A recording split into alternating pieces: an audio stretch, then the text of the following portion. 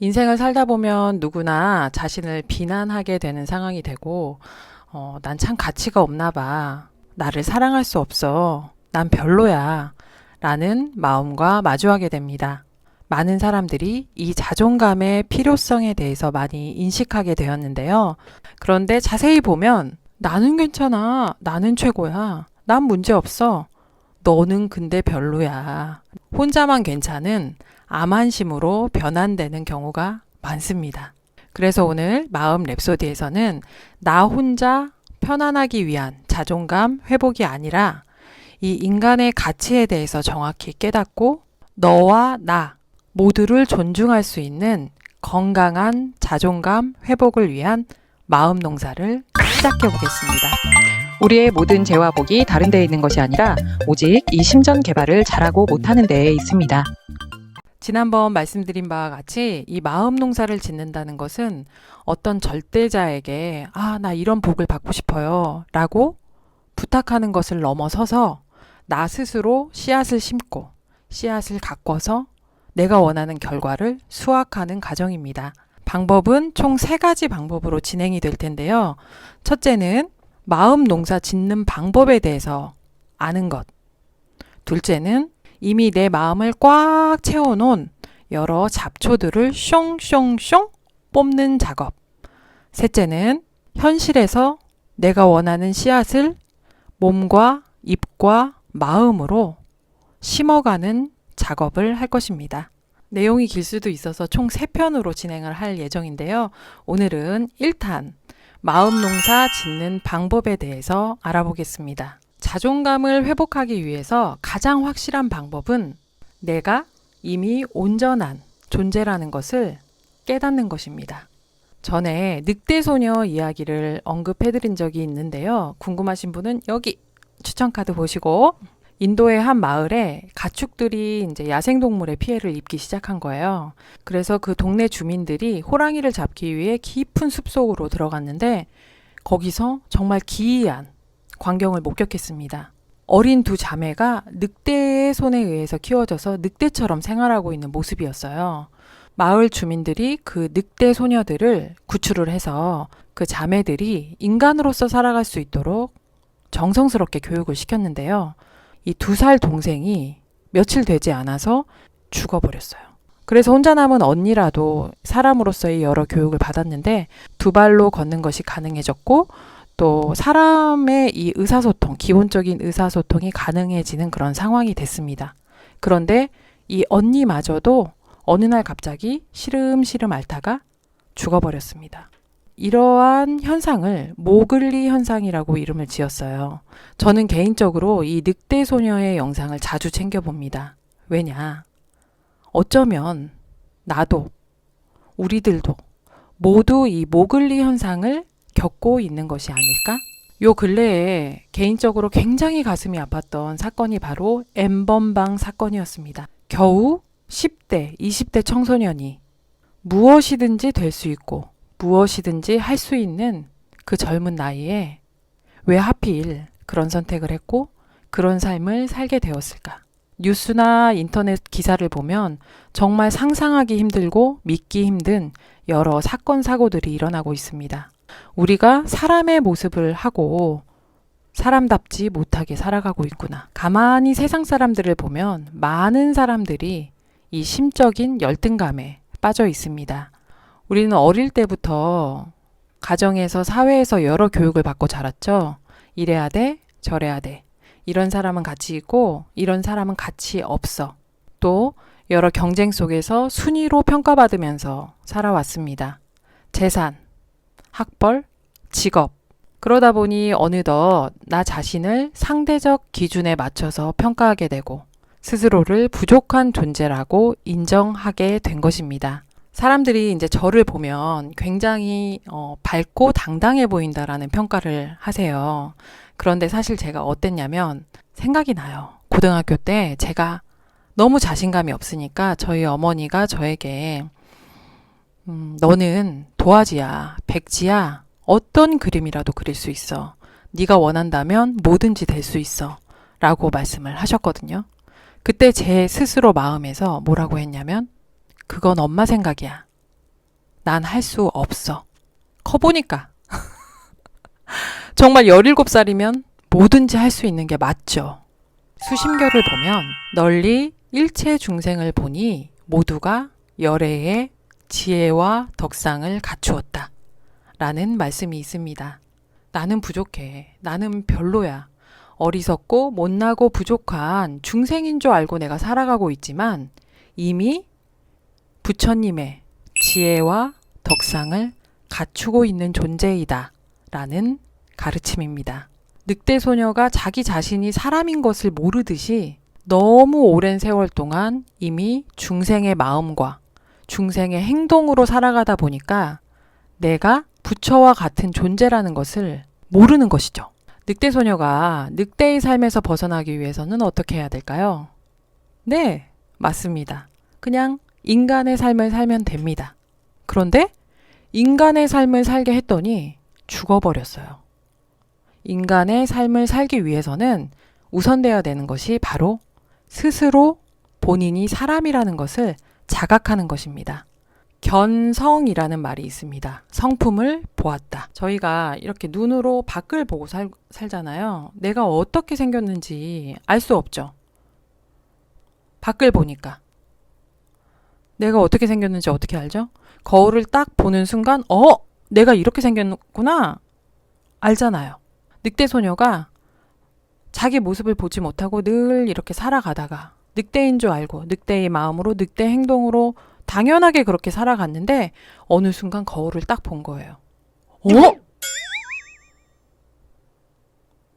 내가 늑대인 줄 알았는데? 내가 사람이네? 내가 사람이었구나.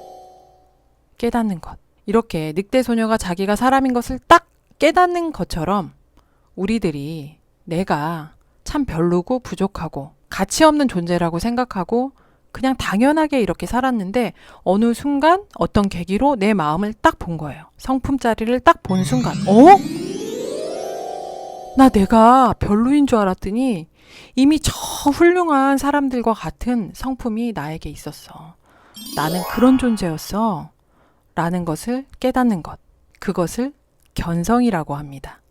성품을 보았다. 그런데 이것이 아는 사람 입장에서는 굉장히 쉬운데 모르는 사람 입장에서는 결코 쉽지 않습니다. 우리가 늑대 소녀를 보면 사람인 걸 왜 몰라?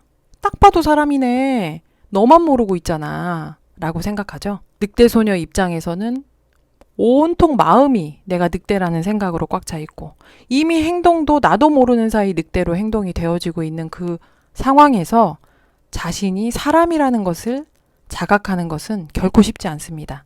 이렇게 스스로가 자각하는 것이 도저히 불가능하다. 쉽지 않다. 그럴 땐 어떻게 해야 될까요? 우선 믿는 것입니다. 무엇을 믿냐? 이미 깨달은 성인들의 말씀을 믿어보는 것입니다. 기독교에서는 예수님이 뭐라고 하셨죠? 너는 하나님의 자녀야. 하나님의 자녀라는 게 무슨 뜻이에요? 하나님과 같은 유전자를 갖고 있는 존재라는 것이죠. 불교에서는 너에게도 이미 부처님의 성품이 있어. 불성이 있어. 원불교에서는 일체 중생의 본성은 깨달은 성인의 마음과 같아. 네 본성은 성인의 마음과 같아. 우리가 이 종교적인 소속감을 넘어서 내가 종교인이냐, 무종교인이냐, 지금 이것을 따질 것이 아니고 종교적인 소속감을 넘어서 우리가 이런 깨달은 성자들의 말씀에 귀를 기울여 볼 필요가 있습니다. 제가 며칠 전에 산책을 하는데 저 언덕에서 어떤 아저씨 한 분이 도시락을 드시고 계셨어요. 자세히 보니까 한솥 도시락 있잖아요. 어떤 집에서 그 한솥 도시락을 많이 먹고 남겨서 버린 것을 그 노숙자 아저씨가 남은 음식을 추려서 드시는데 제가 처음엔 몰랐죠. 그래서 이렇게 봤더니 나는 떳떳해. 난 이렇게 도시락 먹는 거 괜찮아. 라는 느낌으로 의연히 그 남은 음식을 추려서 먹고 계셨어요. 그런데 실은 그 삶이 행복해서 그렇게 살고 계신 건 아니죠. 실은 춥고 배고프고 비참할 수 있지만 그렇게 살 수밖에 없기 때문에 살고 있습니다. 그런데 사실은 그분 아버지가 재벌이었대요. 그래서 은행에 100억 원의 유산을 남겨놓은 거예요. 본인만 몰랐던 거예요. 어떻겠어요? 이게 사실이라면 나도 모르게 입꼬리가 쫙 올라가면서 믿지 말라고 해도 믿게 될 것입니다. 당장 은행에 달려가서 내 돈을 찾아서 내 권리를 회복하고 행복하게 살아가겠죠. 그러나 깨달은 성인들이 너는 이미 하나님의 자녀야. 너는 이미 부처의 성품을 갖추고 있어. 네 마음이나 저 부처님의 마음이나 같아. 라고 알려주면 어떻죠? 믿기 힘들죠. 무슨 뜻인지도 이해할 수가 없죠. 왜냐? 늑대 소녀는 차라리 낫습니다. 마을 사람들이 모두 그 늑대 소녀들을 위해서 사람이야 라고 말을 해주고 사람으로서 어떻게 살아가는지를 가르쳐 줬잖아요. 그런데 우리의 현실은 넌 중생이야. 넌 부족해. 넌 별로야.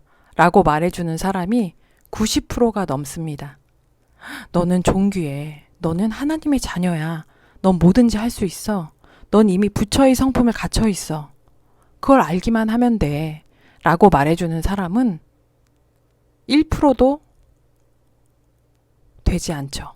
이런 상황에서 내가 매해지지 않고 내 본래의 마음을 지키고 살아간다는 것은 결코 쉬운 일이 아닙니다.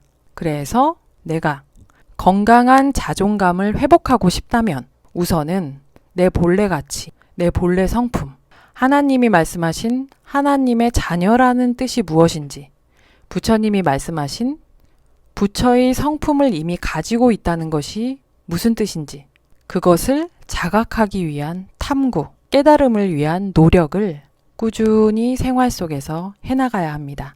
그거는 특별한 사람들만 하는 거잖아요. 내가 무슨 수도인도 아니고. 아닙니다. 특별한 사람들만 하는 것이 아니라 이 참나를 깨닫는다는 것은 누구나 할 수 있고 누구나 해내야 하는 과제입니다. 요즘 여러 미디어에서 정말 많이 이야기하잖아요. 참나, 온전한 나가 무엇인가. 그런데 주의해야 될 것이 있어요. 아무 이야기나 다 믿으면 안 되고 검증된 깨달은 성인들의 가르침을 공부하고 믿어야 합니다. 아셨죠? 이 자존감을 회복한다는 것은 곰이 마늘을 먹고 사람으로 뿅! 바뀐다는 개념이 아니고 이미 내가 사람인데 내가 곰인 줄 알고 살고 있으니까 네가 사람인 것을 자각해. 스스로 깨달아.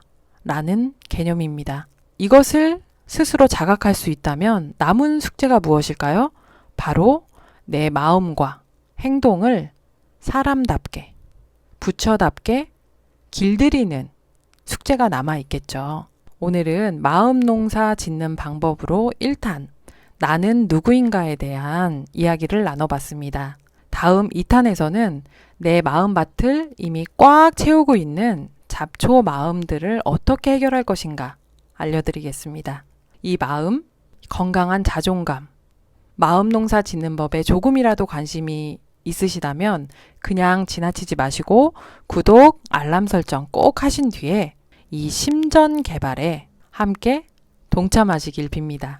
다음 2탄 마음밭의 잡초를 숑숑숑 뽑는 작업에 대해서 기대하시고 화이팅!